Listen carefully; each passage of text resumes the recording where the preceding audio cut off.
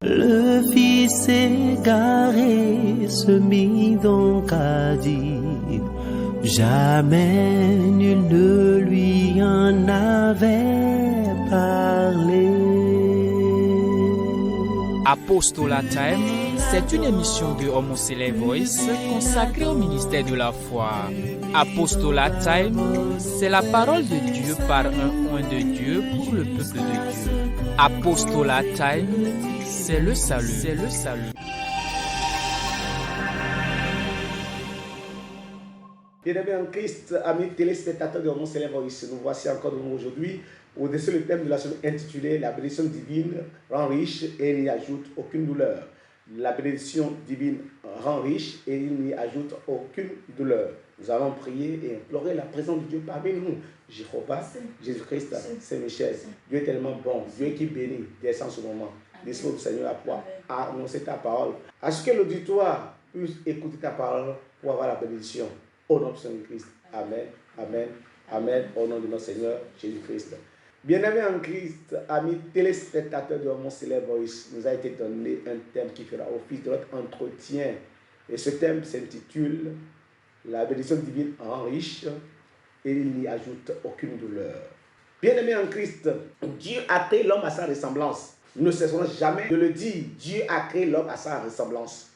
Et Dieu, qui est bénédiction, ne peut jamais laisser l'homme souffrir. Genèse chapitre 1er, verset 29-30.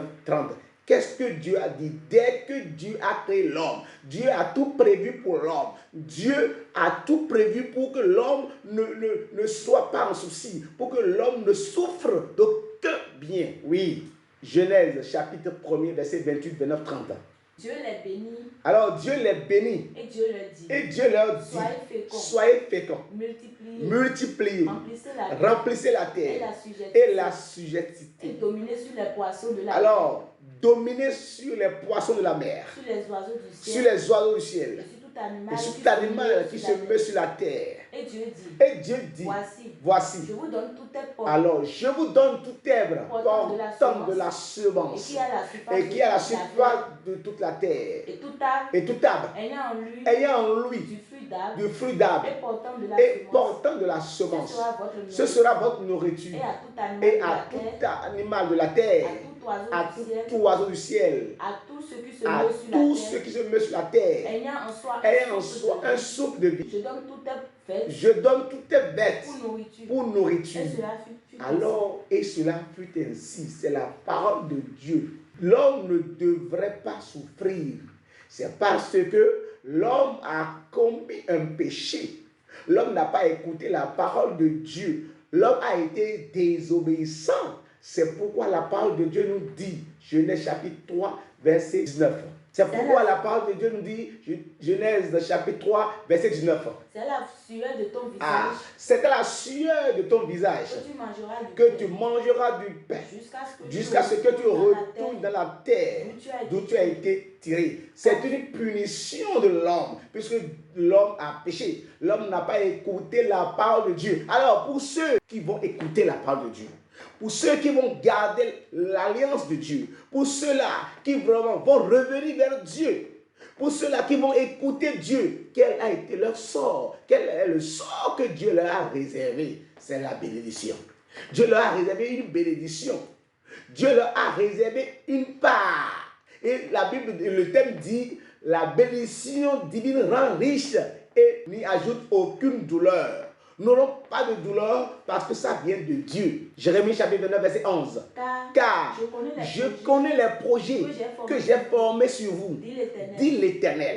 Projet de paix et non de malheur. Donc il n'y aura pas de douleur, il n'y aura pas de chagrin et non de malheur, oui. Afin de vous donner un avenir et de l'espérance. C'est pourquoi la parole de Dieu nous dit dans Proverbe chapitre 10, verset 22. Proverbe chapitre 10, verset 22. C'est la bénédiction de l'Éternel. C'est la bénédiction de l'Éternel qui enrichit. Et il ne la fait suivre d'aucun chagrin. C'est la bénédiction de l'Éternel qui enrichit et il ne la fait suivre d'aucun chagrin. Et le thème dit, la bénédiction divine rend riche et il n'y ajoute aucune douleur. Alors bien aimé en Christ, qu'est-ce que David nous dit dans Psaume chapitre 127, verset 2. Psaume chapitre 127, verset 2. En vain, vous levez vous matin, vous couchez-vous tard, et mangez-vous le pain de douleur. Il en donne autant à ses bien-aimés pendant leur sommeil. Dieu en donne autant à ses bien-aimés pendant leur sommeil. Bien sûr. Pourquoi? Parce qu'il écoute sa parole. Parce qu'il pratique ses commandements. Deutéronome chapitre 7, verset 12. Deutéronome chapitre 7, verset 12. Ceux-là qui gardent la parole de Dieu, ceux-là qui écoutent la parole de Dieu, Dieu ne les abandonne pas. Si vous écoutez ces ordonnances, la parole dit, si vous écoutez ces ordonnances, si vous les observez, si vous ne faites pas comme Ève dans le jardin d'Éden, comme Adam dans le jardin d'Éden, et si vous écoutez la parole de Dieu, si vous obéissez à Dieu, si vous gardez ses commandements, oui, et les mettez en pratique, l'Éternel ton Dieu gardera envers toi l'alliance et la miséricorde qu'il a juré à tes pères. Il t'aimera, il te bénira, et te multipliera. Il bénira le fruit de tes entrailles et le fruit de ton sol, ton blé, ton mou et ton nul.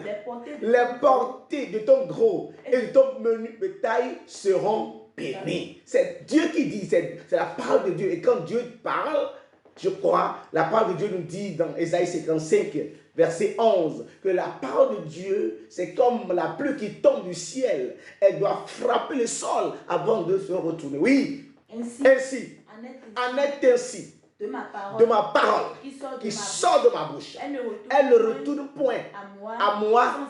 Merci, sans effet. C'est Dieu qui l'a dit. Alors, bien-aimés en Christ, il faut comprendre. La parole de Dieu, Dieu dit dans Deutéronome chapitre 28, verset 10 à 12. Qu'est-ce que la parole de Dieu dit? Oui. Tous les peuples verront que... Puisque tu obéis à Dieu, puisque tu écoutes la parole de Dieu, puisque tu gardes les commandements de Dieu, puisque tu médites la parole de Dieu jour et nuit, tous les peuples verront que tu es appelé du nom de l'Éternel. Et ils te craindront. L'Éternel te comblera de bien en multipliant le fruit de tes entrailles, le fruit de tes troupeaux et le fruit de ton sol dans le pays que l'Éternel a juré à tes pères de te donner. Alléluia. C'est Dieu qui a dit ça. Et quand Dieu dit, il dit qu'il n'est pas un homme pour mentir, ni un fils d'homme pour changer d'opinion. Quand il dit, il le fait. Quand Dieu a dit, il va le faire. Puisque tu m'écoutes, je te bénirai. Ce ne sera plus une bénédiction commune, mais une bénédiction individuelle. Puisque le salut est individuel, la bénédiction aussi est individuelle. Le thème dit, la bénédiction divine rend riche et il n'y ajoute aucune douleur.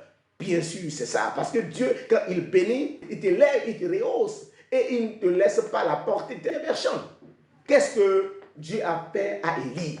Lorsque Élie priait, lorsque Élie était dans l'alliance de Dieu, lorsque Élie gardait la parole de Dieu, lorsque Élie était persécuté, et à l'arrivée de la chasseresse, lorsque la chasseresse était dans le pays, et il y avait la famine et la disette, qu'est-ce que Dieu a fait Élie? Dieu, ne voulant pas laisser mourir Élie, Dieu l'a amené au torrent. 1er roi chapitre 17, verset 5 à 6. Il partit. Alors Dieu dit à Élie, quitte ici, pars vers ce torrent, oui. Et fit selon la parole de l'Éternel. Il partit et fit selon la parole de l'Éternel. Il alla s'établir. Et il alla s'établir près du torrent de Kérit, qui est en face du Jourdain. Les corbeaux. Alors les corbeaux, voyez, cette fois-ci c'est les corbeaux qui lui apportaient à manger. Et même à d'où ces corbeaux ont trouvé de la nourriture. Vous vous souvenez que Dieu même a préparé de la manne du ciel pour les enfants d'Israël. Cette fois-ci, c'est les corbeaux qui apportaient à manger du pain, oui, et de la viande le matin, du pain et de la viande le soir. Et il buvait de l'eau de ce torrent, alléluia. C'est Dieu qui fait cela. Et lorsque il est arrivé à un moment, ce torrent aussi s'est séché. Dieu lui dit, quitte encore là et va avec cette veuve femme, la veuve de Sarepta. Va dans le verset 10, oui. Il se leva. Il se leva. Et il alla Allah s'arrêta. Comme il arrivait à l'entrée de la ville. Voici. Il y avait là une femme veuve qui ramassait ramassait du bois. Elle est veuve, elle n'avait pas de quoi manger. Il ne restait qu'un peu de gâteau, c'est-à-dire un peu de farine, un peu d'huile. Elle partait, ne serait-ce que pour manger, pour mourir. C'est ainsi que l'homme de Dieu est arrivé et lui dit, va me chercher, je te prie, un peu d'eau dans un vase, afin que je boive. Et elle alla en chercher. Il appela de nouveau. Et dit, apporte-moi, je te prie, un morceau de pain dans ta main. Et elle répondit, l'Éternel ton Dieu est vivant. Je n'ai rien de cuit. Je n'ai qu'une poignée de farine. Alors, verset 13-14. Élie lui dit, ne crains point. Rentre. Écoute la parole de Dieu, rentre. Fais comme tu as dit. Seulement, prépare-moi d'abord avec cela un petit gâteau et tu me l'apporteras. Tu en feras ensuite pour toi et pour ton fils. Car ainsi parle l'Éternel, le Dieu d'Israël. La farine qui est dans le pot ne manquera point. Et l'huile qui est dans la cruche ne diminuera point jusqu'au jour où l'Éternel fera tomber de la pluie sur la face. Alléluia. Alors, Dieu a béni, Dieu a donné à manger à Élie malgré la sécheresse. Et par Élie, Dieu a sauvé aussi cette veuve-là. Bien-aimé en Christ, Dieu est Dieu. Il donne à qui il veut. Il donne à manger à qui il veut. Pourquoi la Bible dit ne vous souciez pas de la nourriture, de ce que vous allez manger. Matthieu 6, verset 25. C'est pourquoi je vous dis, ne vous inquiétez pas pour votre vie, de ce que vous mangerez, ni pour votre corps, de ce que vous allez vertir. C'est pourquoi la parole de Dieu dit dans 1 Pierre 5, verset 7, il dit déposez, déchargez-vous sur lui de tous vos soucis, car c'est lui qui prend soin de vous, c'est Dieu qui prend soin de toi. C'est Dieu qui t'écoute, c'est Dieu qui a le volant de ta vie. C'est Dieu qui te donnera à manger. Oui, 1 Pierre 5, verset 7. Et déchargez sur lui de tous vos soucis. Car lui-même prend soin de vous. C'est lui qui prend soin de nous. C'est pourquoi, quand nous lisons Luc 5, verset 5, quand Pierre, avec toute la soirée, pour chercher toute la nuit, pour chercher de quoi manger, de quoi pêcher, c'est-à-dire de quoi pêcher du poisson, c'est-à-dire de quoi pêcher, c'est-à-dire il pêchait les poissons. Il a pris toute la nuit pour en chercher. Il fallait que le Seigneur vienne pour le bénir. Ça, c'est la bénédiction de Dieu. Ça. Jésus-Christ est venu le bénir. Et comment ça s'est passé? Luc 5, verset 5. Simon lui répondit, Maître, nous avons travaillé toute la nuit sans rien prendre. Mais sur ta parole, je jeterai le filet. Il faut écouter Dieu. Quand vous gardez les commandements de Dieu, quand vous écoutez la parole de Dieu, quand vous suivez Dieu, quand vous n'agissez pas selon votre intelligence, Dieu bénit. C'est ça en réalité, la bénédiction divine. Et il n'ajoute aucune douleur. Il a dit, dans vos sommeils, je vous bénirai, même dans vos sommeils. Je vous donnerai de quoi manger dans vos sommeils. À peine vous levez, vous serez bénis. Oui. L'ayant jeté, il prit une grande quantité de poissons. Et leur filet se rompait. Il fit signe à leurs compagnons qui étaient. Ça, c'est la bénédiction de Dieu, ça. Vous voyez un peu, Dieu l'a béni à outrance, bien-aimé en Christ. C'est de ça qu'il s'agit. Et il faut que nous comprenions cela. Alors, lorsque Dieu nous bénit maintenant, lorsque nous avons la bénédiction de Dieu maintenant, la Bible dit dans Deutéronome 8, verset 17, qu'est-ce qu'il faut faire? Il ne faut pas dire que cela vient de toi, mais c'est Dieu qui bénit. Il ne faut pas croire que c'est ton intelligence qui t'a amené cette richesse. Il ne faut pas croire que c'est ta capacité de travailler qui t'a amené cette richesse, mais cela vient de Dieu. Deutéronome 8, verset 17. Garde-toi de dire en ton cœur, ma force et la puissance de ma main, oui, m'ont acquis ces richesses. Mais souviens-toi de l'Éternel, ton Dieu, car c'est lui qui te donnera de la force pour les acquérir, afin de confirmer comme il le fait aujourd'hui.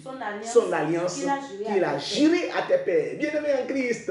Alors, lorsque Jésus-Christ venait des 40 jours de jeûne, il a été intercepté par Satan qui lui disait, Luc chapitre 4, verset 4 à 6. Oui. Jésus lui répondit. Il est écrit. Attends. Lorsque Jésus-Christ venait des 40 jours et 40 nuits de jeûne, il a été intercepté par Satan. Et lorsque Jésus-Christ a été intercepté par Satan, qu'est-ce que Jésus lui dit? Jésus lui répondit. Il est écrit. L'homme ne vivra pas de paix seulement, mais de toute parole qui sort de la bouche. Le verset 6 maintenant. Elle lui dit. Oui. Je te donnerai toute cette... Ah, maintenant, Satan lui dit, je te donnerai tout cela. Je te donnerai tout ceci. Je te donnerai tous ces biens. Je te bénirai. Cela veut dire quoi? La bénédiction vient aussi de Satan. Alléluia. C'est pourquoi on a précisé la bénédiction divine. La bénédiction qui vient de Dieu ne s'accompagne pas de chagrin. Il ne s'accompagne pas de douleur. On n'y ajoute aucune douleur. Mais quand ça vient de Satan, oui, allez-y. Je te donnerai la gloire de ces royaumes. Donc Satan même donne la gloire, donne la bénédiction, oui. Car elle m'a été donnée et je la donne à qui je veux. Merci. Je la donne à qui je veux. Satan donne aussi la bénédiction. Alléluia. Alors, quand tu cherches la bénédiction selon Satan, voici les conséquences. 1 Timothée, chapitre 6, verset 9 à 10. Quand tu cherches la bénédiction selon la chair, quand tu cherches la bénédiction selon Satan, puisque Satan aussi en donne, oui. Mais ceux qui veulent s'enrichir tombent dans la tentation, dans le piège et dans beaucoup de désirs insensés et pernicieux qui plongent les hommes dans la ruine et dans la perdition. La ruine et la perdition. Car l'amour de l'argent est une racine de tous les maux. Oui, et quelques-uns, en étant possédés, se sont égarés loin de la vérité et se sont jetés eux-mêmes dans des tourments, dans bien des tourments. Ils se sont jetés dans bien des tourments, bien aimés en Christ. C'est de ça qu'il s'agit. Recherche la bénédiction divine, elle ne s'accompagne pas de chagrin. Recherche la bénédiction de Dieu. La bénédiction de Dieu rend riche. La bénédiction de Dieu rend riche. Il n'ajoute aucune douleur, bien aimé en Christ. Et quand tu as la bénédiction de Dieu, quand tu as la bénédiction divine aussi, partage, mon frère. Partage avec ton prochain. Partage avec les semblables, tes semblables. Partage avec ton prochain. C'est ce que la Bible nous recommande. Il y a la recommandation. Parce qu'il y a Raoul Folero qui nous dit, nul n'est heureux tout seul. Nul n'est heureux tout seul. Quand tu es heureux, quand Dieu te bénit, alors partage avec tes amis. Partage avec tes collègues, partage avec ton prochain. 1 Timothée 6, verset 19 pour conclure. 1 Timothée 6, verset 17 à 19 pour conclure. Recommande aux riches du présent siècle, ceux-là que Dieu a bénis, de ne pas être orgueilleux et de ne pas mettre leur espérance dans des richesses incertaines, mais de la mettre en Dieu, qui nous donne avec abondance toutes choses pour que nous en jouissions davantage. Oui, recommande-leur de faire du bien, d'être riche en bonnes œuvres, d'avoir de la libéralité, de la générosité et de s'amasser ainsi pour l'avenir un trésor placé sur un fondement solide, afin de saisir la vie éternelle qui est la vie véritable. Que le nom lui soit loué. Alléluia. Jéhovah, Jésus-Christ, Saint-Michel. Nous venons d'écouter ta parole. Grave-la dans notre tableau de cœur. Enseigne-nous à t'aimer, à garder ta parole pour être béni. Au nom puissant de Christ. Amen. Amen. Amen. Au nom du Seigneur Jésus-Christ. Alléluia.